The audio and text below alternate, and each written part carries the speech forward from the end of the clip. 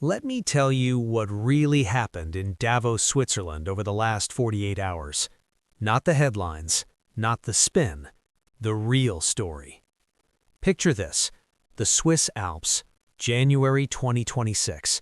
The world's most powerful political and economic leaders gathered at the World Economic Forum.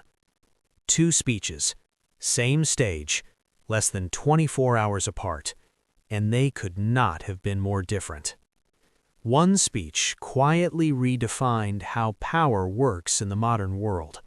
The other exposed the limits of power we once thought was absolute. This is not a story about a deal, it's a story about retreat. Tuesday, the speech that changed the room. On Tuesday, Canada's Prime Minister Mark Carney stepped onto the Davos stage.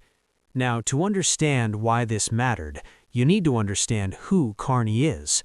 Former Governor of the Bank of Canada, former Governor of the Bank of England, the only person in history to lead both.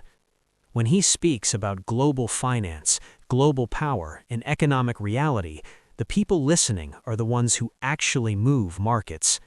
And he didn't waste time. He told the room something many already suspected, but few dared to say out loud.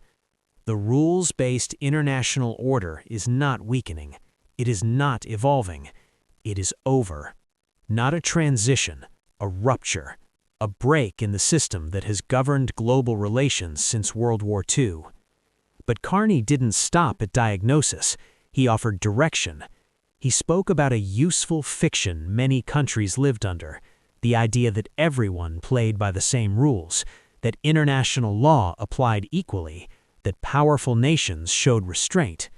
They didn't, and they never truly did.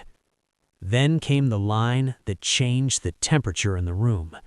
You cannot live within the lie of mutual benefit when integration becomes the source of your subordination. In simple terms, when partnership turns into control, it's no longer partnership. Everyone understood who he was talking about. Carney addressed what he called middle powers, countries like Canada, Germany, France, Australia. Strong nations, but not strong enough to stand alone against giants. His message was clear: if you're not at the table, you're on the menu. At that exact moment, Donald Trump was threatening military action over Greenland, threatening tariffs against European allies, treating NATO like a business negotiation. Carney never said Trump's name. He didn't need to. He told Europe to choose, stand together, or be pressured one by one. Then he made it concrete. Canada, he said, stands firmly with Greenland and Denmark. Canada's commitment to NATO's collective defense is unwavering. Tariffs and intimidation are unacceptable. The speech was calm, precise, and devastating. International reaction was immediate. Media across Europe praised its clarity. Analysts called it one of the most consequential speeches by a Western leader in years. Someone finally said the quiet part out loud. Wednesday, the retreat. Less than 24 hours later, Donald Trump took the same stage, and the contrast was impossible to miss. Trump opened with humor, then threats, then Greenland. For weeks he had escalated. First, national security, then refusal to rule out force, then public stunts, then tariffs, then more threats. And Europe did something Trump didn't expect. They unified. Denmark stood firm. France and Germany backed them. Troops were deployed for joint exercises.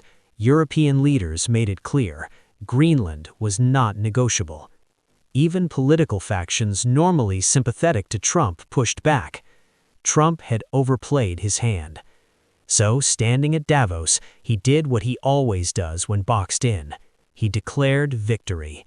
He announced a framework for a future deal. Not a deal, a framework. Ownership of Greenland? Suddenly unclear. Military force? Suddenly off the table. Military is not on the table. That sentence matters. For weeks he refused to rule it out. Now, under global pressure, he did. That's not strength. That's retreat. Behind the scenes, nothing fundamentally changed. Security cooperation already existed. Mineral discussions were already ongoing. Arctic coordination was already happening. Old realities repackaged as a win.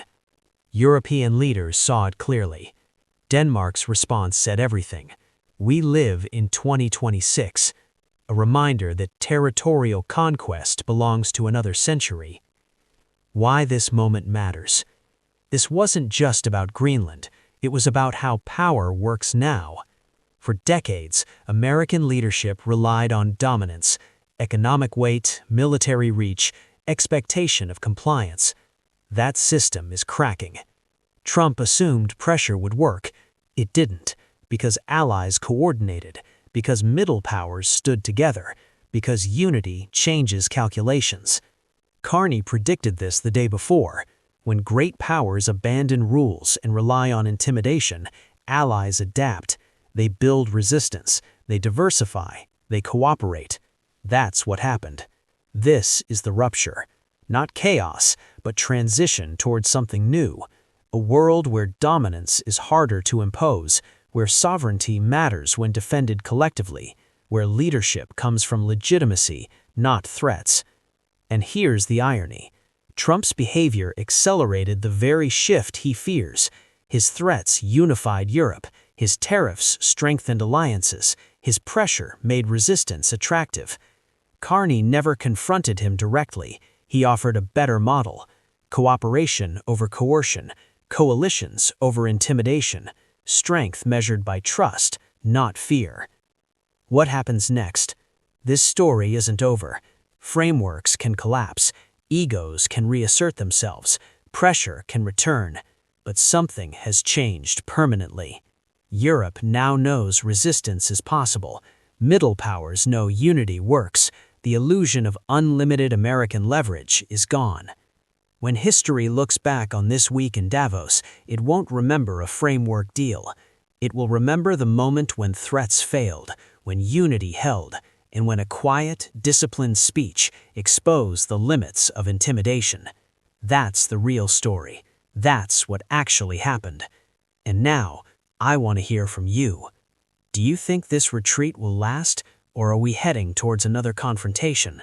Let me know in the comments.